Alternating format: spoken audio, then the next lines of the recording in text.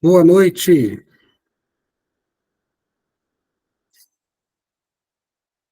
Boa noite, gente. Vocês estão bem?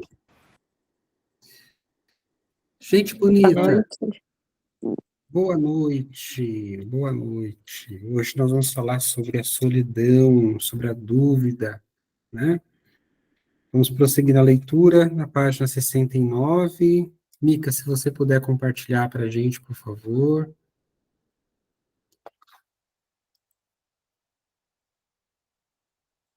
O Alceu Valença canta, né? Que a solidão é fera. Aqui mesmo, né? Página 69, a dúvida e a solidão. Isso. Muito bem.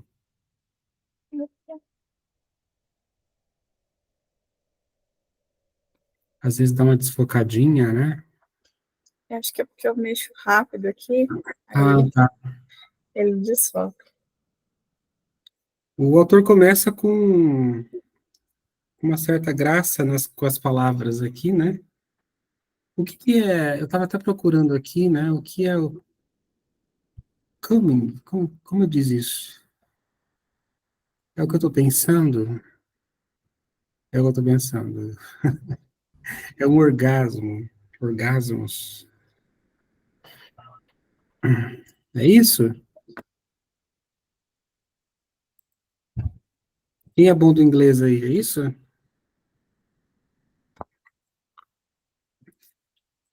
Então ele começa, né, assim, com essa graça de palavras aqui, né? Eu acho que falando do né? Me ajudem a decifrar que graça que ele faz com as letras aí, né? Mas me parece que é o né? Sozinho, né?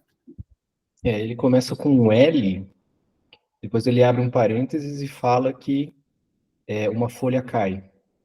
Aí ele fecha o parênteses, e aí o L do começo é o começo, é o que falta para o one.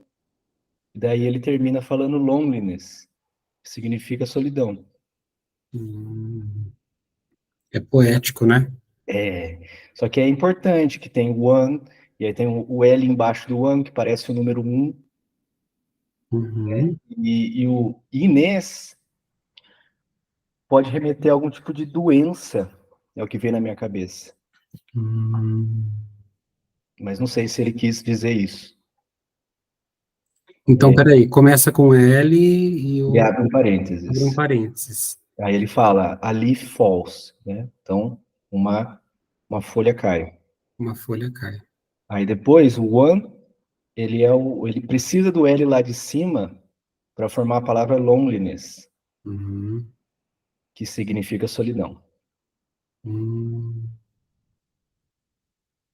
Isso tem um pouco a ver também com outono, né? Então, fall, além de cair, significa outono, né? Eu Uhum. não sei se isso pode ter a ver, porque quando ele fala que uma folha cai, ele está falando do outono também, né? E aí ele termina com orgasmos, é isso? E é o nome dele, eu acho. O nome dele é Acho orgasmos? que é. Não, assim, é um sobrenome comum até esse. Ah, é? Poxa, interessante. É o nome dele mesmo. Uhum. Edward Estlin Cummings. Ô, Eduardo, desculpe aí, mas achei que o teu nome pertencia ao poema. Obrigado, Matheus. Nada do que ter um poeta no grupo que nos ajude a ler o que está nas entrelinhas, né? Bom, vamos lá. Silêncio dos espaços infinitos. Em sua obra, Pensées, o matemático místico francês Blaise Pascal escreveu o seguinte: o silêncio desses espaços, o silêncio desses espaços infinitos me assusta. Quem já não acordou às 4 da manhã sentindo-se terrivelmente só, vulnerável e amedrontado? Quem já não experimentou o silêncio dos espaços infinitos, externos, e dos espaços infinitos internos. Quem ainda não percebeu, na queda da folha, a evanescência das coisas humanas e da sua solidão no planeta? Como ilustra tão singelamente o poema, ele aqui, né? De Cummings, ou como expressou Robert Frost. Eles não conseguem me assustar com seus espaços vazios. Entre estrelas, em estrelas onde não existe nenhuma raça humana. Eu tenho em mim muito mais perto de casa. Eu tenho em mim muito mais perto de casa para assustar-me com os meus próprios lugares desertos. Quem já não se sentiu incapaz de enfrentar as exigências da vida e desejou se libertar? Quem já não viu o que é familiar fugir e se sentiu jogado para trás em seus próprios insuficientes recursos? Mesmo celeiro, confortante, cresce a distância e meu coração sente a dúvida de se está em nós levantar pela manhã e salvar a nós mesmos sem ajuda. Em cada um desses estados pantanosos, existe uma tarefa evolutiva. Assim como Jung sugeriu que em cada terapia o terapeuta deveria perguntar que tarefa a pessoa está evitando através da sua neurose. De modo que temos de perguntar que tarefa está implícita em cada um desses lugares sombrios. Em cada caso, trata-se de uma variante de obter permissão, deixar uma dependência ou encontrar coragem para erguer-se vulnerável e responsavelmente diante do universo.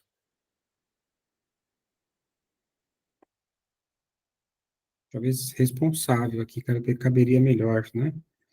Em cada caso, somos desafiados a crescer, a empreender a jornada com uma maior consciência, embora essa expansão seja miúde e aterrorizante, ela é também libertadora e traz dignidade e significado à nossa vida. Aos 30 anos, Norman já havia se casado 2 vezes. Em cada uma delas, ele havia atacado a cidadela da sua pretendida com adulações, pseudo-sofisticação, charme e lisonjas. Pouco depois de cada casamento, ele ficava furioso quando a sua esposa não atendia às suas necessidades. Ele controlava a mobilidade e as escolhas dela e fazia ataques verbais que levavam à agressão física. Quando ela demonstrava ser intratável, Norman se divorciava e se dedicava a procurar a seguinte. A segunda esposa conseguiu convencer Norman a fazer uma breve terapia conjugal, período em que ele alternativamente se enfurecia, fazia ameaças e intimidava a esposa. Ele se recusava a discutir seus antecedentes ou admitir que ele talvez tivesse um papel importante nos problemas do seu atual casamento. O terapeuta logo se viu obrigado a encerrar a terapia, pois esta não poderia continuar sem a disposição de cada parte de admitir por seus próprios padrões e responsabilidades. Quando examinamos a vida de Norma, detectamos um padrão bem claro. Levado a se ligar ao feminino, tão logo este se aproxima, ele maltrata a mulher. A profunda separação que isso representa em sua psique, ou seja, a necessidade e o medo simultâneos, só podem derivar de alguma experiência primordial, como do relacionamento de Norma com a mãe. Norma não pôde tolerar a dúvida. ele precisa ter garantias. A semelhança de um fundamentalista que teme de tal modo a ambiguidade a ponto de precisar insistir em uma verdade rígida e que até mesmo oprime um semelhante que pense diferente. Norma não pode correr o risco de olhar para dentro de si. Não pode correr o risco de duvidar da grande mentira que constitui seu senso temporário do eu. A criança que foi maltratada pela mãe ainda precisa dela. Ao mesmo tempo, ele a teme e odeia. Quanto mais cedo no desenvolvimento da pessoa esse trauma ocorrer, mais sistêmicas serão suas defesas, mais penetrantes sua transferência dessa dinâmica para com outras pessoas, e mais intocável será a ferida que permanece aberta. Assim ele irá, como todos aqueles com um distúrbio caracterológico, passar a vida ferindo os outros em troca, incapaz de uma reflexão e responsabilidade psicológica. Poderíamos dizer que o neurótico, e esse termo abrange quase todos nós, é o pior inimigo de si mesmo, atormentado pela culpa e pela sensação de fracasso, perseguido pelas inadequações. O distúrbio caracterológico deriva de feridas tão antigas, tão devastadoras, que o indivíduo carece de força suficiente do ego para dialogar com questões pessoais. Os afetos que envolvem seus assuntos são por demais poderosamente carregados para serem confrontados, de modo que são empurrados para o inconsciente e frequentemente projetados sobre os outros. Embora uma pessoa assim possa ocupar uma posição de poder na sociedade, ela está para sempre presa na infância. O ferimento primordial define e dirige cada decisão e continuará a envenenar relacionamentos precisamente porque a pessoa é fraca demais para tolerar a dúvida, que é o precursor necessário do crescimento e da transcendência dessa antiga ferida. A gente poderia aqui pensar, né,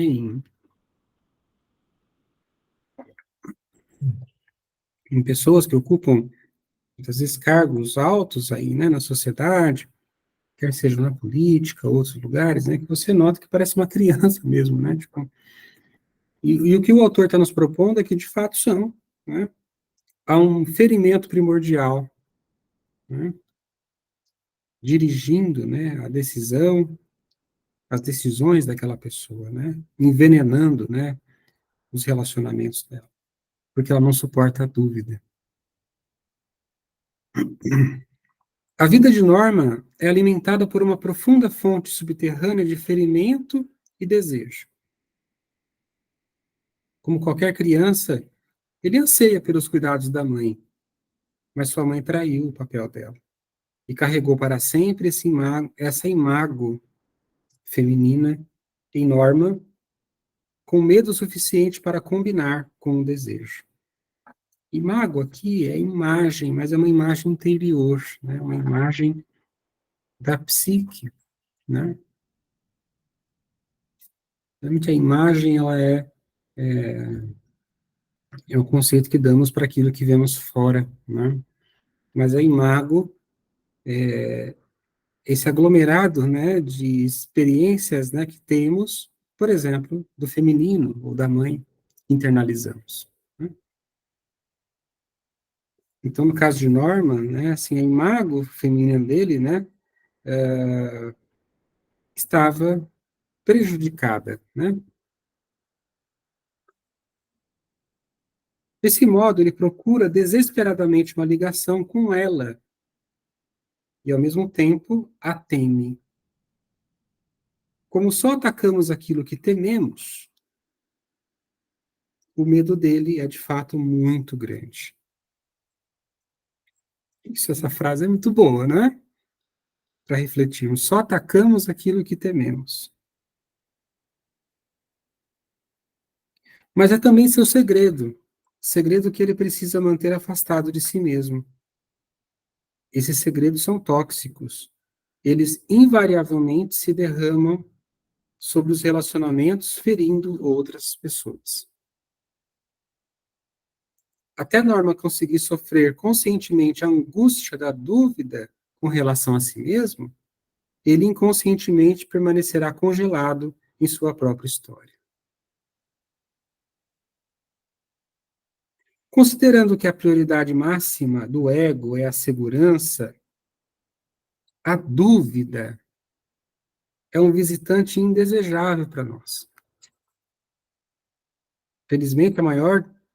Felizmente, a maioria de nós não está tão ferida quanto Norma e é capaz de admitir a culpa. Às vezes, podemos até ser dominados e paralisados pela culpa. A palavra alemã para dúvida sugere a separação que experimentamos quando sentimos a dúvida.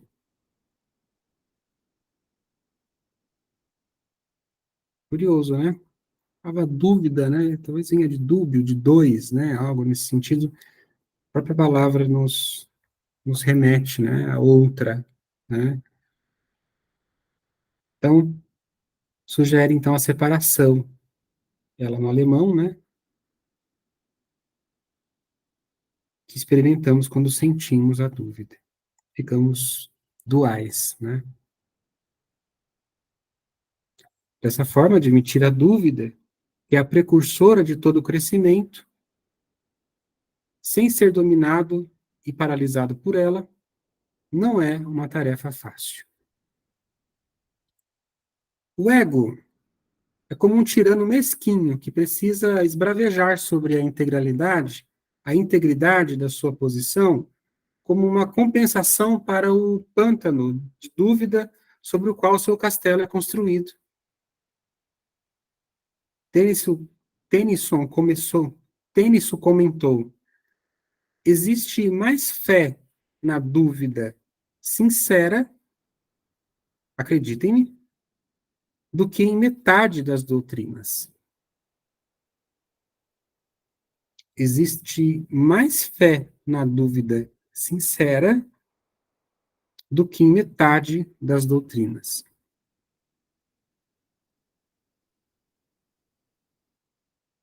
Veja, e é uma experiência assim inseparável, né, da existência. Certamente, assim, se a gente parar para refletir, né, cada um de nós carrega alguma dúvida nesse momento, né, seja de cunho pessoal, né, subjetivo, relacional, profissional. Wilson Missner repetiu o mesmo em outras palavras: respeito à fé, mas é a dúvida que nos conquista uma educação.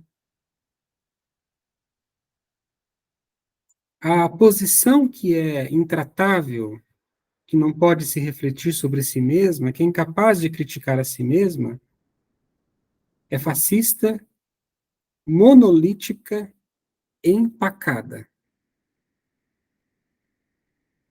A lealdade à opinião petrificada, observou Goethe, jamais rompeu uma corrente ou libertou uma alma humana. Que lindo isso, né? A lealdade à opinião petrificada jamais rompeu uma corrente ou libertou uma alma humana. Haja visto os grandes, né, assim,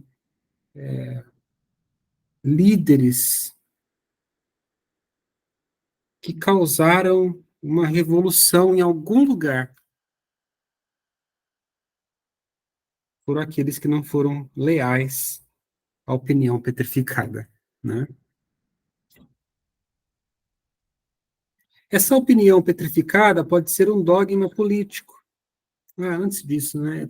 Hoje eu pensei muito na doutora Anice da Silveira, né? Assim, no legado que ela deixou para a gente, Eu até coloquei no grupo de manhã, né, convidando, né, assim, a todos para o encontro de hoje, lembrando que ela falava que ela precisava de escafandristas, né, ela precisava de pessoas que pudessem descer com ela ao inconsciente, né, e subir de forma diferenciada, né, muitas vezes até ultrapassando, né, aquele que o convidou. Então, a doutora Anísia da Silveira, vai buscar a história dela, né, e perceber o movimento que ela fez, né, há anos atrás, que deixou marcas, assim, profundas na saúde mental até hoje no Brasil, até hoje. Então, você nota que hoje, por conta da lei antimanicomial, assim, é proibido a construção de novos manicômios, é proibido a construção de novos hospitais psiquiátricos, né, assim, os que já têm estão sendo transformados, né, no sentido assim, como a loucura, né, como as pessoas que sofrem, né, de um transtorno psíquico, elas são tratadas hoje no Brasil, é muito devido à rebeldia, né, da doutora Anísia da Silveira, a forma que eles eram tratados naquela época, né? E aí eu pergunto assim, às vezes nós, né, estamos promovendo uma revolução no nosso microcosmo, né? E vamos ser, sim, né? Às vezes taxados, né, de tal nome, de outro nome, no entanto, nós estamos aí fazendo um trabalho, né, transformador para o coletivo, né, a partir do nosso pequeno mundo. Então, essa opinião petrificada pode ser um dogma político ou religioso, ou mais perto de nós, nosso senso do eu concretizado. O senso do eu concretizado, assim, essa imagem que você tem de você, que eu tenho de mim, que não pode mudar. Ele é concreto. Ele não sofre alterações. Então, podemos ter uma opinião petrificada sobre nós mesmos, né? Podemos ter uma opinião petrificada sobre os nossos relacionamentos, sobre os nossos filhos, né? Com a dúvida, é claro, surge uma angústia maior. Daí as inúmeras defesas armadas contra ela. Correr o risco de sentir a dúvida significa correr o risco de sentir mais ansiedade. Mas arriscar sentir mais ansiedade significa abrir-se à expansão da personalidade contra a qual nosso rígido ponto de vista é uma defesa. Se alguém quiser falar alguma coisa, por favor, vamos lá. Essa frase aí é bem interessante. É mesmo. Porque assim, eu me identifico, né, com essa questão de, cara, você vai sentir mais ansiedade. E normalmente isso é algo que a gente, pelo menos eu tento evitar, né? Eu já sou ansioso pra caramba. E só que, cara, esse é o preço para a expansão da personalidade, cara. Não tem como você, no sentido de não há possibilidade de expandir a sua personalidade sem se expor a essa ansiedade e a dúvida, né? Então, assim, muito esclarecedor isso. E um tapa na cara também. Eu também acho, Matheus, estou com A você. gente ouve muito, né, que a ignorância é uma dádiva, né? Traz conforto. E aí sai dessa. Ela é uma dádiva até um certo ponto, né? Porque a petrificação... Ironicamente. É verdade, é verdade. Então, assim, a Matheus, a Fernanda, a gente, assim, a ansiedade é sinal de que algo está sendo mudado de lugar, né? Então, assim, o que era seguro já não é mais, então a gente é aquele desconforto, né? Claro que aqui nós não estamos falando do transtorno de ansiedade, né, assim, dessa ansiedade já cronificada e transformada, né, num adoecimento psíquico, né, que daí trata-se de algo que precisa ser olhado com um pouco mais de atenção. Mas essa ansiedade que ele está falando aqui é de uma ansiedade da experiência existencial mesmo, né, assim, natural da vida, né. Então, eu vou repetir, né, para que isso, né, lá, correr o risco de sentir a dúvida significa correr o risco de sentir mais ansiedade. Mas arrisca, porque assim, nós, pelo que ele está dizendo, é importante que nós tenhamos dúvida. É importante que nós não fiquemos, né, com as nossas certezas cristalizadas, intocáveis, né? Mas arriscar sentir mais ansiedade significa abrir-se à expansão da personalidade, contra a qual nosso rígido ponto de vista é uma defesa. O que seriam as neuroses, né? Senão essa tentativa de enrijecimento inconsciente, né? André, eu estava pensando aqui, mais cedo eu estava no atendimento aqui, a gente estava, por coincidência, falando daquele livro do Cavaleiro Preso na Armadura, né? Bom. E ele traz muito esse aspecto de rigidez mesmo, que né, a personagem ali, ela vivia numa certeza que era aquele exercício, né, do cavaleirismo e coisa e tal, e aquilo começa a aprisionar ele nas relações, começa a aprisionar ele de sentir realmente o mundo, né? Eu acho interessante isso, até tem uma frase que eu acho, deixa eu ver aqui até, não lembro quem que falou, né, mas fala que né, nada permanente é apenas a mudança. A gente vive uma falsa percepção de segurança das coisas que gera esse sentimento, né, ter o controle sobre algo, ter o controle sobre a minha vida e coisa e tal, mas isso também priva a gente de viver novas coisas, né, porque eu vejo a questão da dúvida muito falando sobre escolha aqui, né, não sei, não é bem um sinônimo, mas tem a ver muito com isso, toda escolha implica uma renúncia.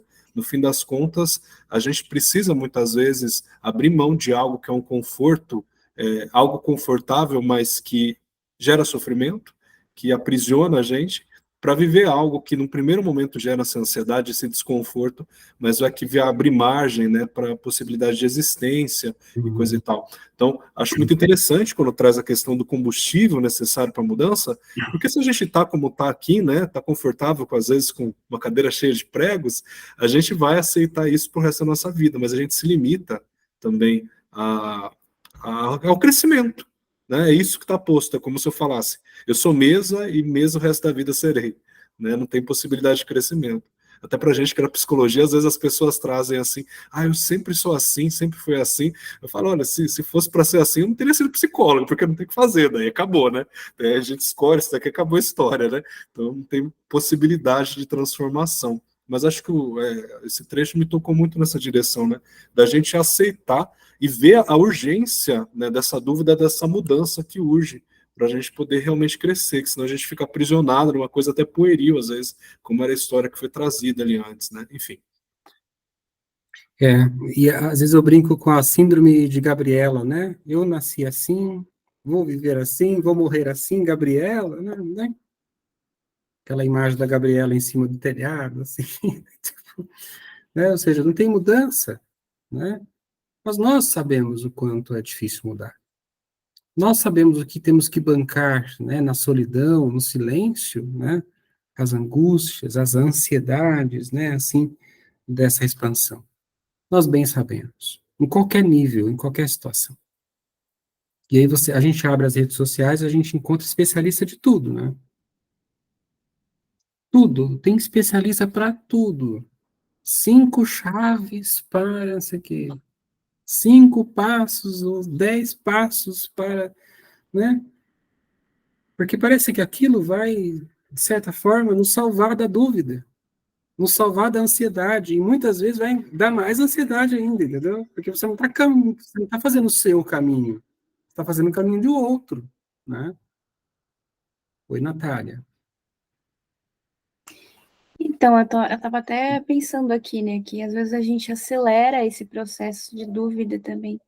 A gente fica tão incomodado, né, em ter que tomar uma decisão, ou em ter que ter uma verdade. E por quê? Será que essa verdade existe mesmo, né? E que a gente fica é, nessa angústia, nesse processo, e não consegue também respeitar o tempo das coisas. Eu preciso dessa resposta, eu preciso desse direcionamento, eu preciso saber qual caminho eu vou seguir a partir de agora, preciso resolver. Né? A gente está no mundo muito do eu preciso resolver. E eu acho que a gente também esquece muito que existem dúvidas que vão ser permanentes na nossa vida, que a gente vai precisar conviver com elas em tempo indeterminado, né? Elas vão nos acompanhar. Eu acho que faz parte também do processo, é natural, né? Mas é angustiante, é muito angustiante. Muito.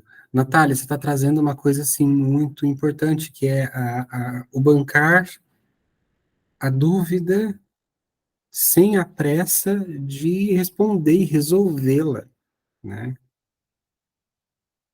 Parece que a dúvida é uma demanda que a gente tem que ir logo. Será que o sistema escolar também não nos ensinou alguma coisa assim, né? Tipo, será, né? Sei lá, isso foi só um devaneio, né?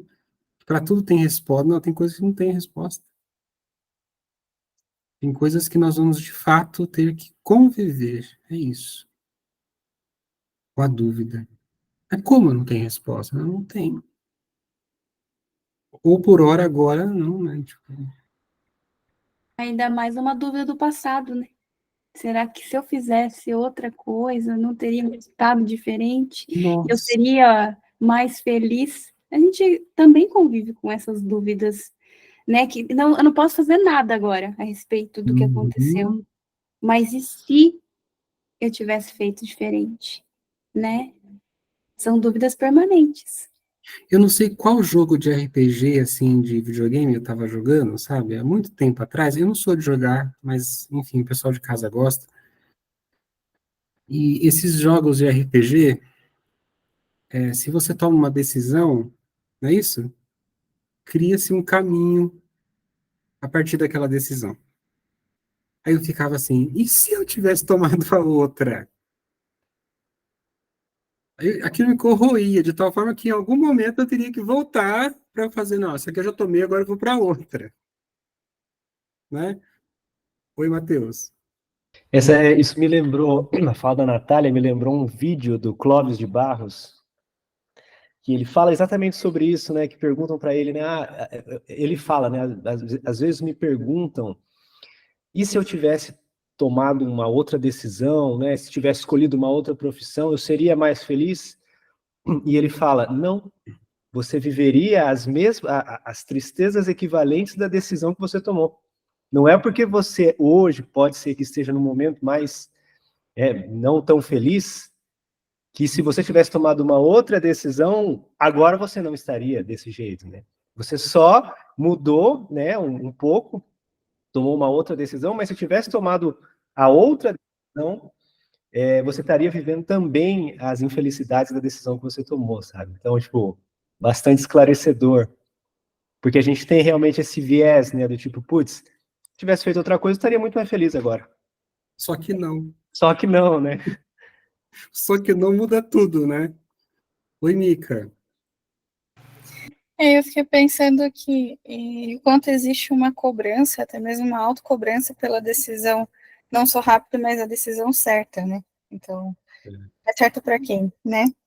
Então, eu acho que muitas vezes existe essa influência, não só externa, mídia, social, enfim, mas introjetada, né? Externa dentro, né? Então, acho que é interessante olhar por esse lado. A gente que tem criança em casa, a gente vai acompanhando uma experiência assim que nós nos deparamos, assim, né? A criança pergunta muita coisa.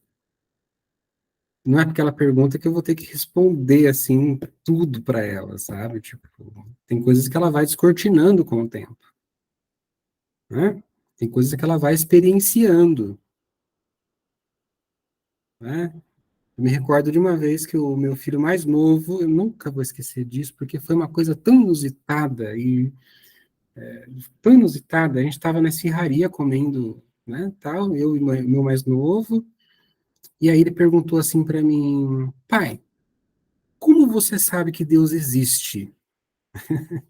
Pergunta capciosa, né? Como você sabe que Deus existe? E eu comendo a minha pobre esfirra de carne, entendeu? Tipo, aí eu parei de comer a minha esfirra de carne, olhei para ele e falei assim, filho,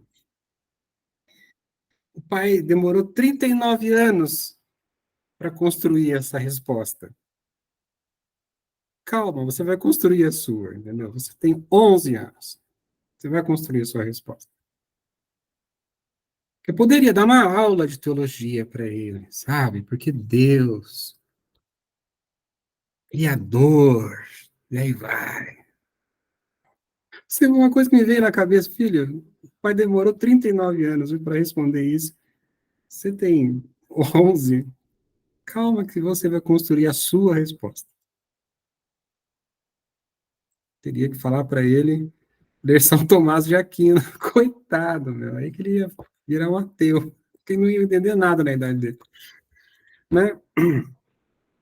Percebe? Então, assim, eu acho que a dúvida, ela é um espaço. Ela é um território. Ela pode ser um território fértil. Mas a gente tem que sustentar isso. A gente tem que Mas, sustentar. André estava pensando, você falou dessa questão da infância, né? O quanto que a gente, né, nós adultos, e vamos falar que por tabela, as crianças que criamos, né, elas também desaprendem a lidar com essa questão da dúvida, uma vez que não é permitido você ser indeciso nessa sociedade. Você precisa ser convicto nas coisas, né? Porque senão você não tem espaço no trabalho, na sua família é exigido decisões ao tempo todo, né? O quanto que não é permitido você ter esse espaço de reflexão muitas vezes. Nas relações, as pessoas não permitem você divagar um pouco, você pensar sobre, digerir, né? Então, há sempre nessa sociedade líquida que o tempo todo quer uma resposta rápida e urgente, ela não permite, entra no que a Natália falou, né? Ela não permite que a gente tenha dúvida, porque você tem que saber desde pequeno o que você vai ser. Você tem que ter essa convicção, né? É. Eu vejo os adolescentes, né? Mesmo a adolescência é um período tão. Você falou da infância, mas a adolescência é mais cruel ainda, que o adolescente ele é rotulado de todas as formas possíveis, porque ele está no momento de construção de identidade, e você não pode, você tem que saber o que você quer, cara. E é isso, entendeu? Não venha me encher o saco com essas ideias aí de ficar pensando que você vai ser, que você tem que ter convicção. Na minha época foi assim, seja dessa forma, né? Enfim, só isso que eu queria acrescentar aqui. Muito bom esse raciocínio que a gente está criando aqui sobre a dúvida. Então, assim, parece que a gente está percebendo, né? Pelo menos eu estou percebendo, né? Que parece que nós temos que levantar uma bandeira para a dúvida, né? Tipo, ah, assumirmos o direito de ter a dúvida, passar pelo processo da dúvida com dignidade, elegância e paciência, né? E ansiedade, né? Claro. Vamos prosseguir mais um pouquinho, né? O que de bom pode ser dito a respeito da dúvida que até o nervoso ego poderia aceitar? Na verdade, muitas coisas. Então vamos lá, aprender com ele o que de bom a gente pode dizer sobre a dúvida. A dúvida é o combustível necessário para a mudança e, por conseguinte, para o crescimento. Não existe um dogma científico ou teológico que não encerre as sementes da concretização e da tirania. Não acabe, né? Analogamente, a psique humana nos intima, distanciando-se bastante dos desejos do ego, a renunciarmos ao que parecia claro, ao que nos protegia e, por conseguinte, ao que agora nos faz ficar atolados no passado. O problema, portanto, não é a dúvida. O problema é o medo da mudança. Para que qualquer grupo ou indivíduo cresça, é preciso que ele enfrente o risco da dúvida.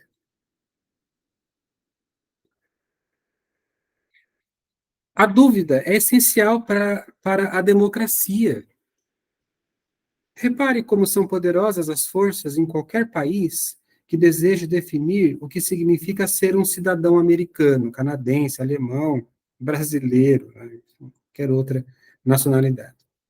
Observe como instituições como as legislaturas, tribunais e agências sociais são pressionadas pelos poucos ansiosos a aderirem a valores constritivos e a conter as forças da diversidade. A criança que diz que o imperador está de fato nu, esse conto é maravilhoso, né? Seria bom a gente ler um dia. Nunca será bem-vinda pelo coletivo. Vocês conhecem esse conto? Do rei está nu? Não? Qual o título desse conto mesmo? Alguém pode procurar para a gente aí? Quem é o autor, né? Assim, seria muito legal a gente, se alguém pudesse colocar no grupo lá o conto, né? Que diz que o rei está nu, uma criança vê o rei nu e tal. Ele está fazendo menção a esse conto de fada, né? A Nova Roupa do Rei, de Hans Christian. Quem colocou foi o Eli. Eli, se você achar para a gente, coloca lá no grupo esse conto, porque ele é muito bom, né? E foi uma criança que descobriu que o rei estava nu, né? Então, ele colocou em dúvida, né, aquilo, né? Desse modo, ou seja, uma criança como essa nunca vai ser bem-vinda mesmo pelo coletivo. Então chega aquele político falando coisas, né? Então alguém vai lá e meio que duvida dele, tá pensando, será que esse cara está falando a verdade mesmo? Né? A gente que trabalha com análise, né, com psicologia clínica, né, às vezes vem discursos tão cristalizados assim, e a gente fica, vamos esperar algumas semanas para ver até onde vai essa história, né? Então é muito interessante isso. Bom, desse modo também a nossa vida privada, nas nossas tipologias, nos nossos padrões neuróticos, na nossa compulsão de repetição, nas nossas perspectivas rígidas, rejeitamos o discordante, o dialético, o insatisfeito. Então, tal como numa política, né, numa democracia, num país, né, às vezes nós estamos fazendo conosco mesmo, né? Rejeitando o que é diferente, rejeitando o que é discordante, né, em nós, né? Quantos sofrem, né? Quantos sofrem? Às vezes por não assumir o que é diferente, né, na sua própria vida psíquica. Quantos sofrem? Quantos? Jung comentou certa vez que a individuação não vem de cima, do ego real que administra as questões, e sim das pessoas pouco importantes. As energias divididas, que são os camponeses do reino interior. Que lindo isso. Lindo isso. Embora o ego tenha vontade de tornar o universo da alma monocrático e monoteísta, a psique é, na verdade, politeísta e poderosamente democrática, com inúmeras energias ou complexos divididos.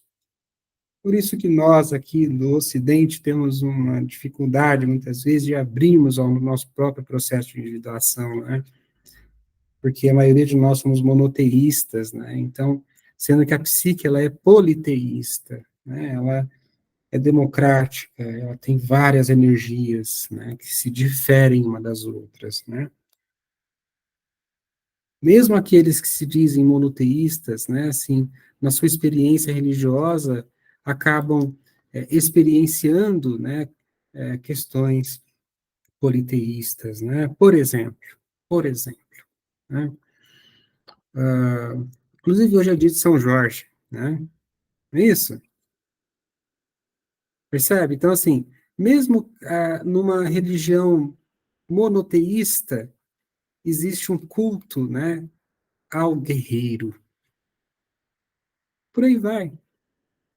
Né? Então, de certa forma, existe uma certa distribuição de energia psíquica nessa questão, né? Eu aprendi isso com o Zacarias, Jorge José Zacarias, né? Ele é mestre em psicologia da religião, e por aí vai e tal, e ele nos deu uma aula uma vez sobre essa questão, né? Quanto que o politeísmo está presente, às vezes até disfarçadamente, né, nas nossas religiões. O senso do eu expandido requer um diálogo com essas energias, bem como um ego, ao mesmo tempo, aberto e humilde. Quase todos nós, verdadeiramente, só crescemos quando o poder arrogante do nosso ego foi derrubado. Quando nossos muros foram rompidos, uma nova perspectiva se tornou possível. Assim, a dúvida que mantém vivos os valores dialéticos e que, por conseguinte, protege uma cultura da concretização e estagnação, também serve para animar a personalidade, a estimulá-la a evoluir. Eu vou parar por aqui para a gente encerrar o nosso encontro de hoje, né, com isso, porque só essa parte aqui do ego, do monoteísmo, politeísmo, né, do senso expandido, né, do senso do eu expandido, né, nossa, já abre para a gente um campo de diálogo muito grande, né, ou seja, frases do tipo assim,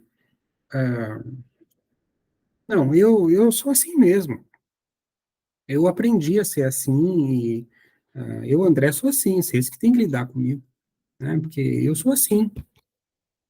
Então, esse senso rígido do eu, né, ele é um empecilho para o processo de individuação, que é o processo de tornar-se quem você é, né? Então, eu, André, posso me identificar, sim, com alguns atributos da minha personalidade, no entanto, eu carrego no meu inconsciente muitas outras energias.